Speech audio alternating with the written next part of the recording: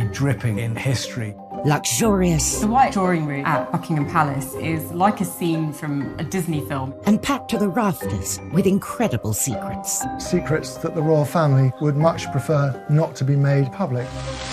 From royal courtships to royal births to royal marriages and scandals, the palaces have played host to all of that.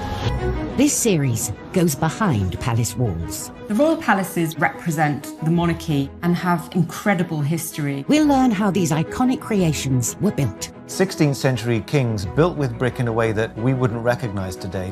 This is George IV leaving his mark on the centre of London. Uncover the spectacular palace art housed within. The royal collection is vast, and I mean vast. It has more than 1 million objects spread across all of the royal palaces. Just imagine what has been collected over centuries. So this collection is unlike any other collection in the world.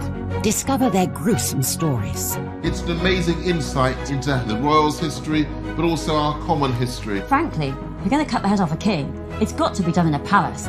And relive the recent events that shaped the modern royal family. The whole case was an absolute fiasco and a huge embarrassment. The Queen was particularly aggrieved that Harry had done it in the way that he had. This is The Secrets of the Royal Palaces.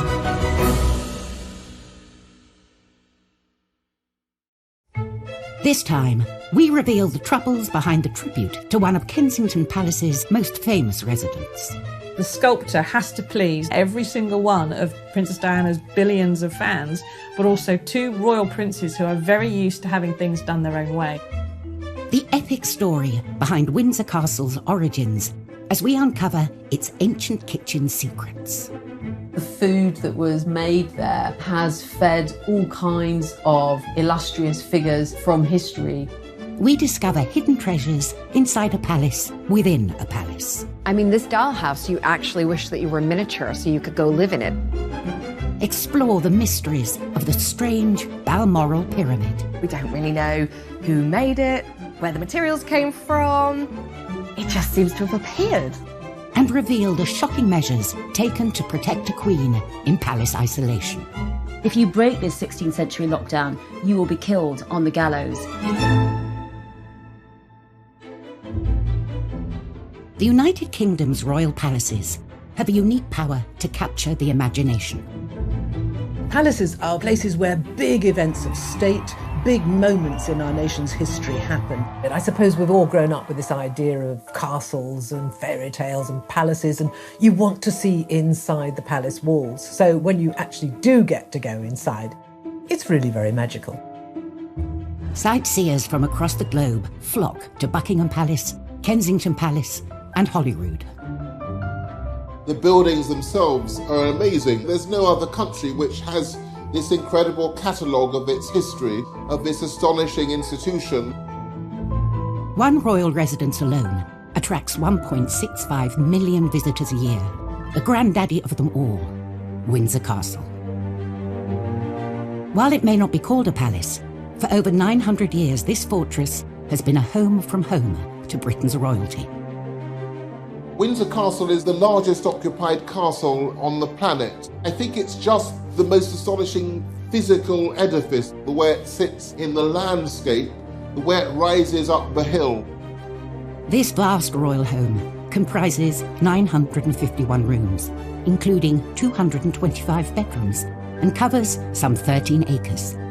And its look is straight out of a picture book.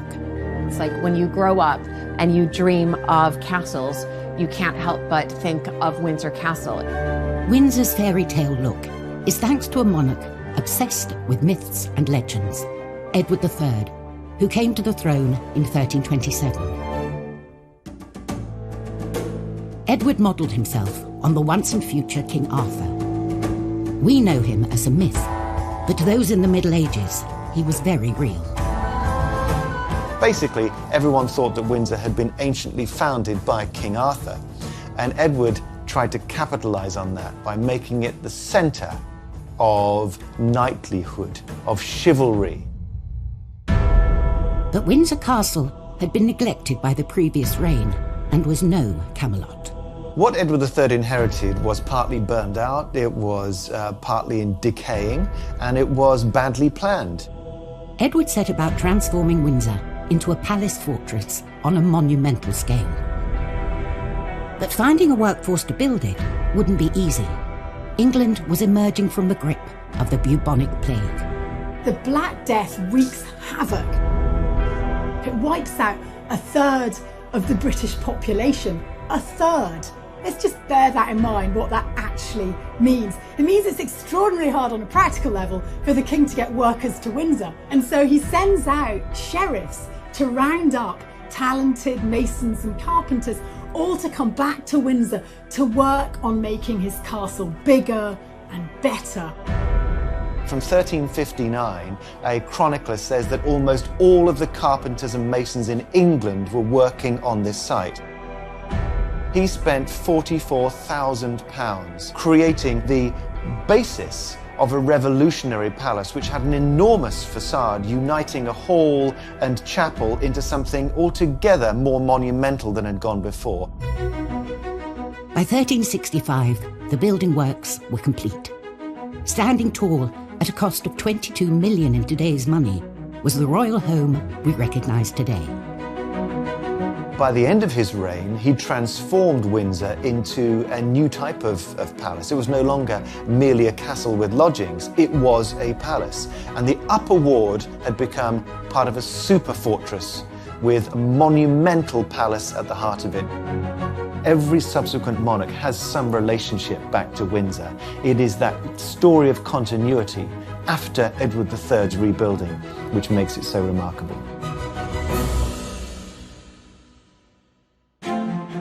Windsor, the oldest and largest inhabited castle in the world, is still home to around 150 people.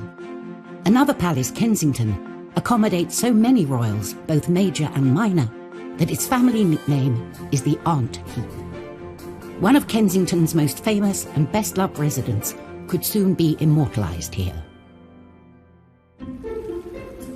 In 2017, the historic sunken garden at Kensington Palace was transformed into the White Flower Garden in celebration of the life of Princess Diana. We know that Diana was a huge fan of the gardens at Kensington Palace and would stop by after her morning jog to speak to the gardeners, particularly in the sunken garden. For Princes William and Harry, it's a special place too. William and Harry have got bittersweet memories of Kensington Palace. They loved living there with Princess Diana. She really made an effort into making it a home. And it was incredibly touching to see that Harry and Meghan chose to announce their engagement in that exact spot, a nod to Diana and her being part of their celebration. 20 years after her death sparked national mourning and a sea of flowers outside Kensington Palace, William and Harry commissioned a statue of Diana to cement her legacy, an honour almost exclusively reserved for kings and queens. At Kensington Palace, there's a lovely statue of Queen Victoria in her coronation robes, but amazingly enough, it's made in marble by Queen Victoria's daughter, Princess Louise. So if Diana does emerge there as a statue, she'll be in very distinguished company. Creating a fitting tribute to Princess Diana can be tricky to get right, as previous attempts demonstrate. There are some very, very bad Diana statues out there.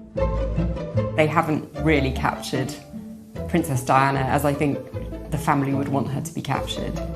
Whether they're made from marble or marzipan, from the sublime to the ridiculous. There's a whole army of Diana statues in China. And who can forget the incredibly tasteless half-naked one that used to be in Harrods at the bottom of the stairs, barefoot with her and Dodi Fayed, both releasing a bird into who knows what. Trusted not to add to this list, renowned sculptor Ian Rank Broadley was given the commission at the end of 2017. Of course, we all know Mr. Broadley's work because his design of the Queen adorned every British corner. So he is aware of how to tread the line between an authentic, genuine representation of someone and perhaps slightly flattering a royal ego or two. He's renowned for making very lifelike effigies of people, often naked, but that probably wouldn't be happening in Diana's case. It's a difficult commission because I think she's a very, very hard person to capture in a sculpture. She was so vivid. The sculptor has to please not only every single one of Princess Diana's billions of fans, but also two royal princes who are very used to having things done their own way. All this may go some way to explaining why the statue has yet to materialise. Now, it's 3 years since the boys commissioned this statue. One wonders what is going on. We don't know whether the delay on the statue is it funding? Have there been second thoughts? Do the brothers disagree about the design? And is this further evidence of the fractious relationship between the two of them? The latest news is the statue might finally be unveiled in time to mark what would have been Diana's 60th birthday in 2021.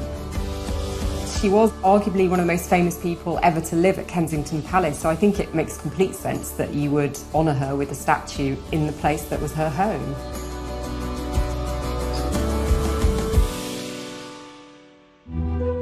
Coming up in Secrets of the Royal Palaces, palace doctors only make things worse for one unfortunate queen.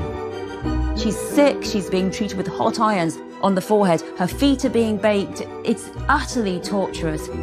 And inside the infamous Sandringham Summit, what really happened? They wanted to keep it as private as possible. They didn't want anything being leaked to the press.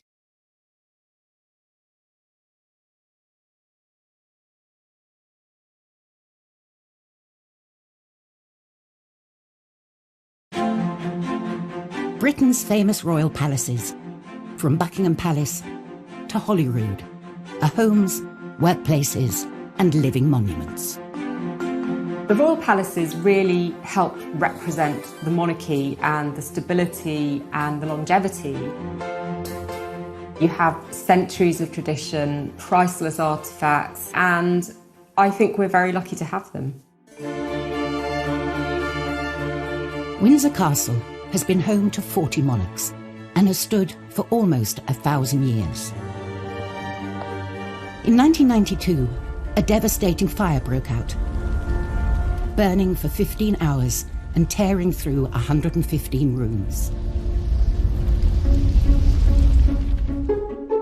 Out of the ashes came extraordinary architectural discoveries. In the Great Kitchen, a 19th century plaster and wood ceiling went up in flames, revealing an extraordinary wooden framework. The archaeologists moved in and used dendrochronology, the science of dating timbers by their tree rings for the years of growth.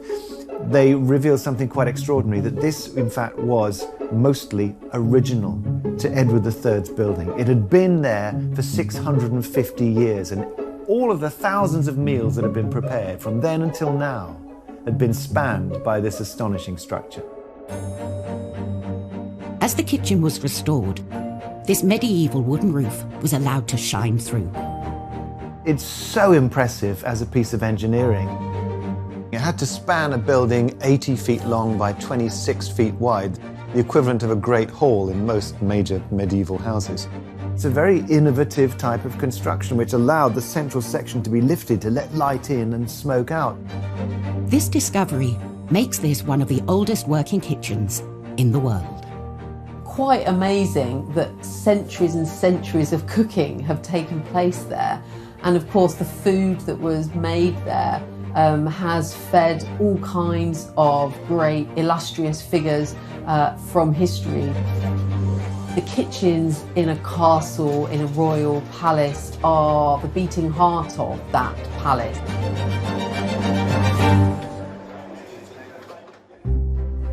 The kitchen itself measures over 2,000 square feet, and throughout history, it's been surrounded by a warren of larders. The Great Kitchen was supported by the early 16th century up to around 19 kitchen offices. And these included things like the spicery, where you knew where things like cloves were, and saffron and cinnamon, if you could get it. And there were words strange to us today, like acatry, which is a place where you store hunted goods, where you'd hang birds and rabbits, for example. All of these had to have different conditions for their storage and preparation, but they had to combine in such a way that the kitchen was a well-oiled engine for the delivery of food. Today's kitchen reveals snippets of its long history, from its medieval roof to the copper pots dating back to the reign of George IV 200 years ago. And as it has done throughout history, it is still preparing banquets to be served in the nearby St. George's Hall. I don't think we can underestimate just how incredible really it is to know that these kitchens, which are still so relevant today, this idea of the royal family evolving with us and that journey through food being witnessed over a period of centuries. So staggering stuff. The Windsor Castle kitchens catered for the fairy tale wedding of Harry and Meghan, serving seasonal British food to 600 guests. The honeymoon, though, did not last long before rumours surfaced of a rift with the family. 20 months later, Sandringham was the venue for talks that would decide the future of the monarchy.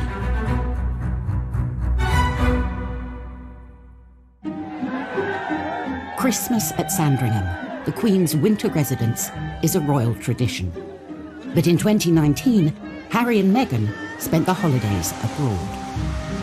If you received an invitation from the Queen to come for Christmas, you just don't turn it down. It's accepted that, of course, you will go. All of these rumblings of discontent in the press suddenly seem to be given some credence by the fact that the couple weren't there for Christmas. 2 weeks later, Harry and Meghan released a statement that shocked the family and the world. They were to step back from their royal duties. They basically held a gun to the Queen's head. It really did threaten the very fabric of the monarchy. This was an extraordinary move, unprecedented in the Queen's reign. We very rarely get an insight into the Queen's personal feelings about anything, and yet there were briefings explaining that the Queen felt hurt and upset. They wanted to try and present a united front, and that united front was crumbling faster than the Berlin Wall. The Queen summoned the family. The Sandringham summit was set for the 13th of January. The world's press assembled. The Queen is known for being a cool and a calm head in a crisis, and I think certainly by holding the meeting at Sandringham, it was very much on her terms. The Sandringham summit was the Queen acting as grandmother first of all, and Queen second, I think, trying to bang their heads together and sort it out. There was a notable absentee. One person who wasn't in the room was Prince Philip, with a lot of people suggesting that he wasn't there because he was so angry that Harry had threatened the fabric of the family. He saw it as a dereliction of duty. Harry was a favourite of his. They had a very deep bond between them. He had taken Harry under his wing after Diana had been killed. Meghan was also conspicuous in her absence. She was in Canada and scheduled to dial in.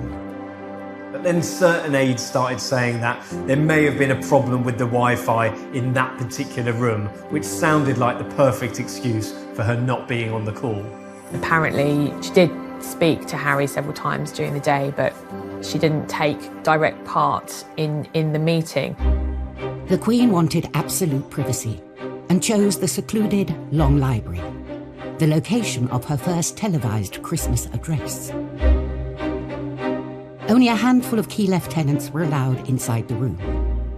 They all had their private secretaries with them, which are their right-hand men and women. In fact, Harry had 2 private secretaries with him. Household staff, though, were banished.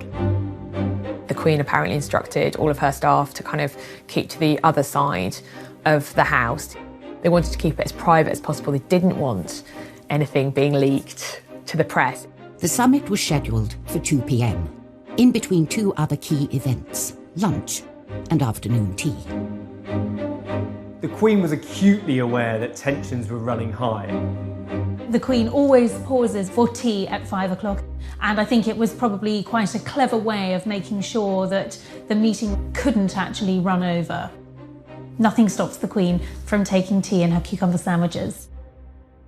At last, the stage was set for talks to begin. I think the atmosphere was really quite tense. There had been a lot of discord, frayed tempers, high emotions. The Queen acted as proverbial peacemaker, really. William and Harry weren't speaking to each other. Well, they had to that day. She really was trying to find a way of accommodating what Meghan and Harry wanted. Harry said, well, we want to move to North America, but we want to keep all our charities and patronages and everything going here. And the Queen's senior advisors said, no, you can't have 1 foot in the royal family and 1 foot outside the royal family. That is not going to work. You have to decide.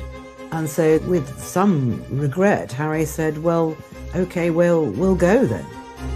This was Harry relinquishing his title, his military appointments, quitting the royal family for an independent life.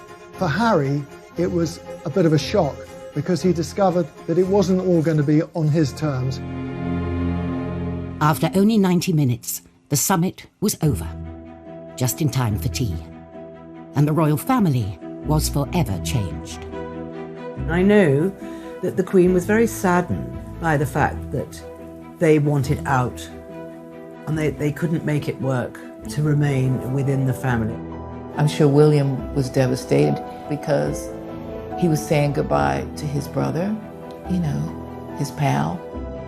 It must have been utterly devastating. But Harry, I guess, had to do what he had to do.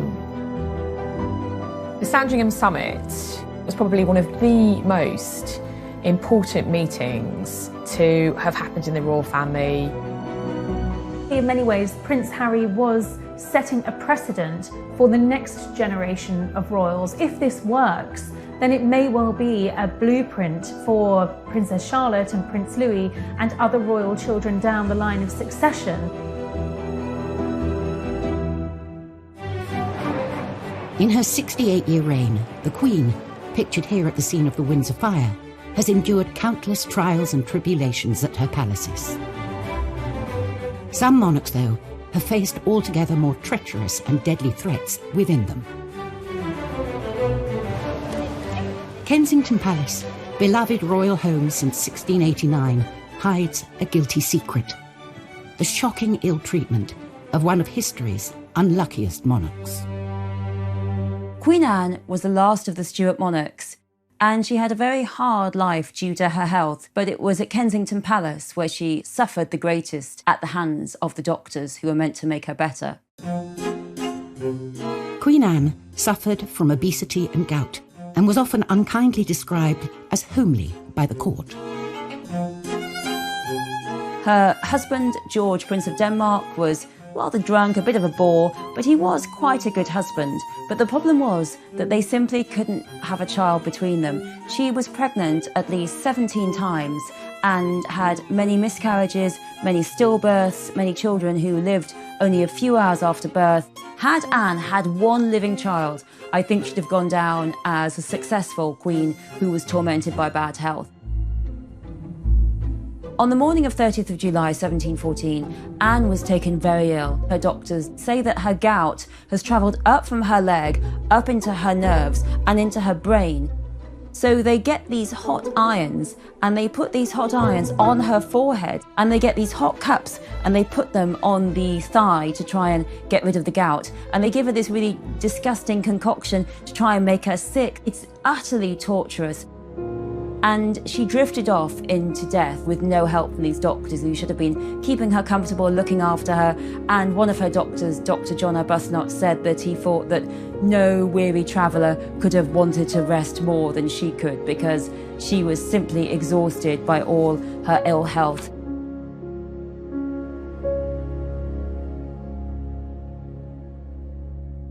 Coming up on Secrets of the Royal Palaces, we reveal the luxuries inside the world's tiniest palace. There are bottles of wine and champagne that are actually filled with real wine and champagne.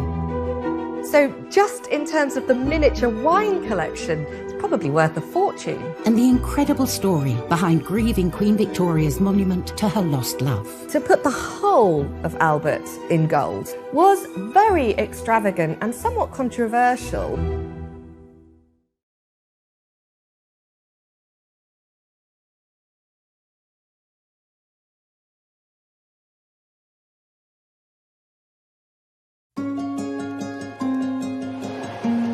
Today, royal palaces are more open and accessible than ever, allowing us a glimpse behind the gilded curtain.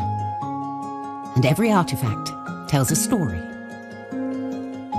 There are more than 1 million pieces in the royal collection. It's the largest private art collection in the world. It encapsulates the history of our nation and of the monarchy. And every sculpture, every vase is precious and priceless. In Windsor Castle's collection, there's a perfect snapshot of royal life 100 years ago. Queen Mary's doll's house.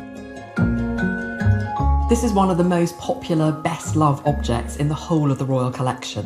It's a doll's house version of a palace. And that might sound like something for a child to play with, but this is absolutely not a toy. Built in the 1920s, the doll's house was an inspired present from the king's cousin, Princess Mary Louise, to his wife Mary.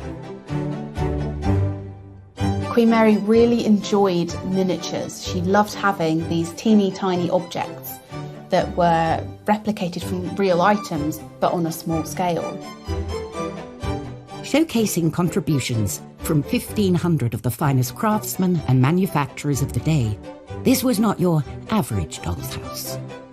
When it's closed, it's already quite a big object. It's 5 feet tall, but when you open it up, it's completely astonishing. You almost don't know where to look first. There are more than 20 rooms. Instead of opening up from the front like a traditional doll's house does, the whole structure lifts up. There are bathrooms, cellars, a garage, a vault, kitchens. It's simply the most spectacular doll's house anywhere in the world. Even more surprising, there's a drawer underneath that slides out with a perfect miniaturist garden inside. Each room of this idealised palace is a treasure trove. Real objects from Windsor Castle were painstakingly replicated at a 1:12 scale, including more than 700 paintings. Artists were sending in copies of paintings they knew were in the royal collection, but they're done on a 1/12 scale with all the skill you see in the original. Real jewellery makers and goldsmiths were actually employed to make this miniature version of the crown jewels. The library would be the envy of any book lover. There are over 500 miniature books in the library, and these include everything from the complete works of Shakespeare to the Bible. From chandeliers and intricate woven carpets to vinyl records to doorknobs, no detail was too small. The tiny palace boasted luxury facilities the average Brit could only dream of in their own home. And they really worked. Electricity was installed throughout the house, controlled by minuscule little light switches. There was even a working lift, and there were taps that had proper hot and cold running water. Astonishingly, even the cellar was the real deal, stocked with over 1,200 mini bottles. There are bottles of wine and champagne that are actually filled with real wine and champagne. They were selected according to vintage. So just in terms of the miniature wine collection, it's probably worth a fortune. All of the pieces that we know of today are still working, and it's carefully cared for at Windsor Castle, where it remains on display today. I mean, this dollhouse, you actually wish that you were miniature so you could go live in it. Being safely tucked away inside a real-life palace, like Windsor Castle, is certainly appealing. Even more so in times of crisis. And when mortal danger threatens, the royals pull up the proverbial drawbridge. March 2020. As a deadly infectious disease swept the country, it was announced the Queen would self-isolate inside Windsor Castle. A move that echoed her namesake, Elizabeth I, who was forced to do the same some 470 years earlier. It's 1563, and there is this huge outbreak of bubonic plague in England. It's been circulating around Europe, but this is a particularly virulent and cruel strain. Elizabeth has only just recovered from smallpox, and now there's a possibility that she could die of plague. It's a brutal, miserable death. London is seen as the eye of the storm. Elizabeth has all these lovely palaces like Greenwich, or places like Richmond and Hampton Court. She decides none of those are far enough from the plague. Elizabeth flees to Windsor Castle, and every attempt is made to protect her there. They set up a gallows in Windsor. And that gallows is for any Londoner who tries to flee from London and go to Windsor, because they are thought to be carrying the plague. There's no breaking this 16th century lockdown, and if you break this 16th century lockdown, you will be killed on the gallows. And this actually works well. Elizabeth doesn't catch the plague, she is protected, and when the plague itself has subsided and many, many people have died, she can emerge and be queen once more.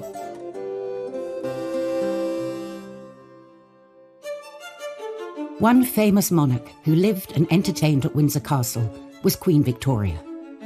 In 1861, her beloved Prince Albert died here and was buried in a specially built mausoleum. It was not Victoria's only memorial to him. A stone's throw from Kensington Palace, Victoria's childhood home, is a gleaming golden giant. It's very bright and golden and slightly gaudy. A monument to Victoria's love for her lost husband. The Albert Memorial is Britain's Taj Mahal. In the autumn of 1861, Prince Albert was diagnosed with typhoid and he died just a few days later. He was only 42, and of course Victoria was completely devastated. Thought soon turned to providing a suitable tribute for Albert. Apparently, Prince Albert left instructions that there should be no memorials to him whatsoever. So Queen Victoria obviously ignored that. This memorial would be far from humble. The Queen gave the commission to star architect of the day, George Gilbert Scott. George Gilbert Scott was a pioneer of the neo-Gothic movement.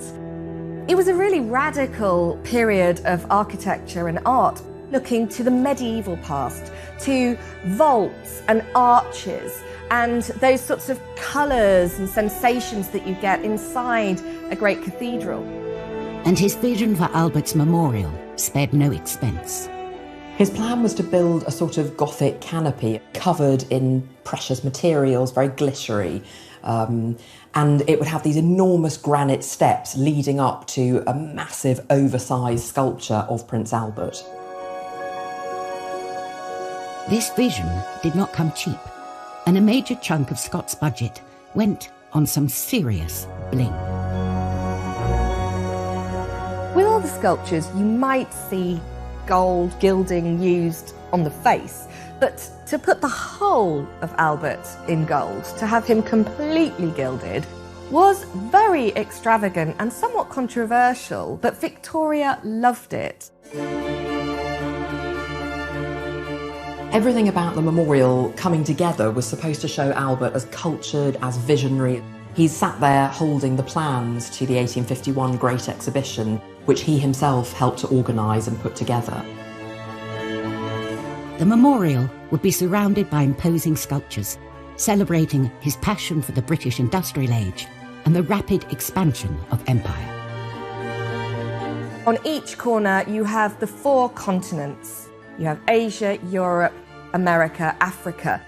Then you have monuments to really the things that Britain were founded upon: manufacturing, commerce, agriculture, and engineering. One of the most interesting things I think about the memorial is actually what lies underneath. There are 868 brick arches, which look like a sort of catacomb in a honeycomb shape. It's a complete feat of engineering, and it supports this enormous set of granite steps above. The Albert Memorial took 10 years to complete and was finally unveiled in 1872. Coming in at the eye-popping cost of £120,000, around £14 million today, paid for by the government and public fundraising. It's a really hugely ambitious memorial. It's about a vision outwards and forwards. But I love the fact that it's also, on another level, a really intimate gesture of the deep love and the lovesickness of Victoria after Albert's death. Still to come on Secrets of the Royal Palaces, the other Albert Memorial, we discover the mysterious Balmoral Pyramid. It is really not what you would expect to see in the middle of the Scottish Highlands. And we reveal the secret structures of the chapel at Windsor Castle. There are no mistakes in this building. There's absolute refinement in the way that the bases of the columns produce shafts that rise through the architecture, around the vaults, and then back again.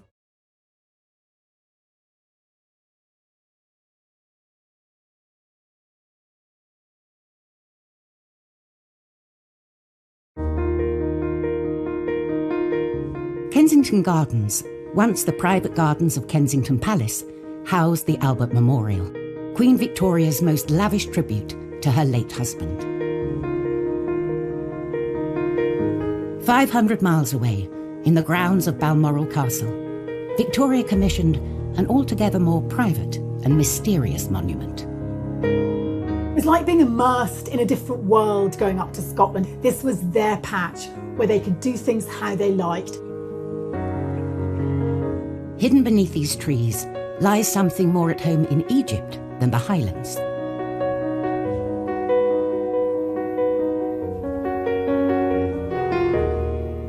A stone pyramid, so strange and so puzzling, it still raises questions today.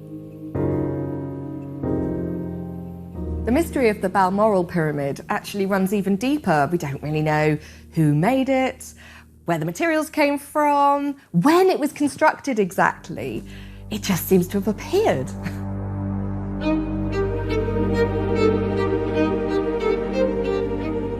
It's a pyramid of rough-hewn stone built into the ground.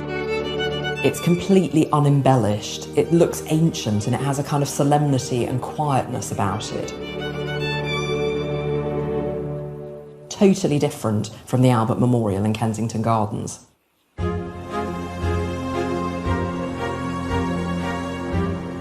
The pyramid was built from granite in 1862, but other details are shrouded in mystery. We still don't know who built it or how. The inscription reads, "To the beloved memory of Albert, the great and good Prince Consort, erected by his broken-hearted widow, Victoria R., 21st of August, 1862.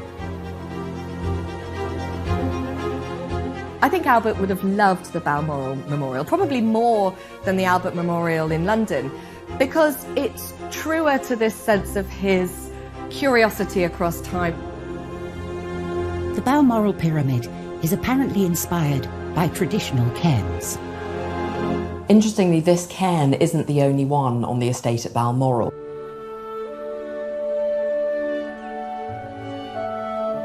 Cairns have been used to mark burial sites in Scotland since prehistoric times. Cairns have an ancient history. It's the idea of piling up stones one upon the other as a lasting memorial. And they have a particularly strong presence in Scotland. Victoria knew this. But Albert's cairn is one of a kind. The thing that's different about the Albert one is it is very smooth. Its simplicity and its symbolism is so powerful. I think just the fact that they're located away from everybody as a place where Victoria could privately remember her husband too, there's something very powerful about that. Victoria's preoccupation with the afterlife was not unusual. Religion and monarchy are inextricably linked. A royal chapel is as important to any palace as a banqueting hall or shiny gates. All royal chapels, though, were not created equal. Within the grounds of Windsor Castle stands an extraordinary building. It's the place where the royal family mark some of the most important moments in their lives. St George's Chapel, I mean, it's almost a joke that it's called a chapel. It's a thumping great building, and it's the first thing you see, literally, when you arrive. And it's one of the most stunning spaces within all the royal palaces. This is the kind of show-stopping piece in that fortified citadel. The chapel was the brainchild of Edward IV, a Yorkist king who seized the English throne during the War of the Roses. He'd won the crown, but he realised his palaces were missing something important. Edward IV had a big problem, because where was he to be buried? Where was his family to be buried? Westminster Abbey had been the traditional resting place of English monarchs, but it was filling up. Edward set about building a new royal burial site at Windsor. He wanted a place where he could ultimately be laid to rest, but importantly, his family, his dynasty could be commemorated. Edward died in 1483, and although he never saw St George's Chapel finished, he was the first to use it. What we see in the chapel today is largely as Edward IV would have wanted it to have looked.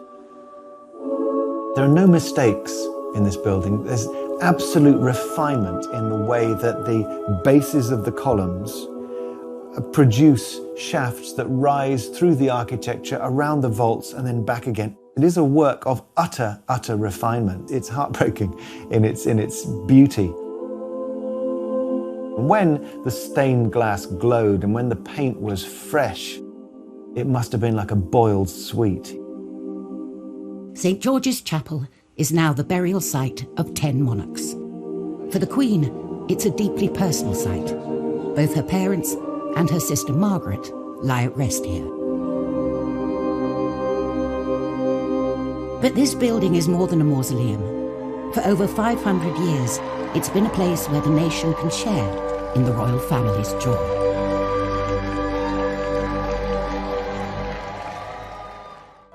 Next time, an undercover journalist infiltrates Buckingham Palace. He even served the Queen and the Duke of Edinburgh their breakfast. Royal emotions run high in a family feud over Sandringham. The Queen Mother was horrified that a house that she loved might be threatened with demolition. And we uncover Windsor's own Da Vinci Code. Can you imagine the changes that might have come about had we discovered them earlier?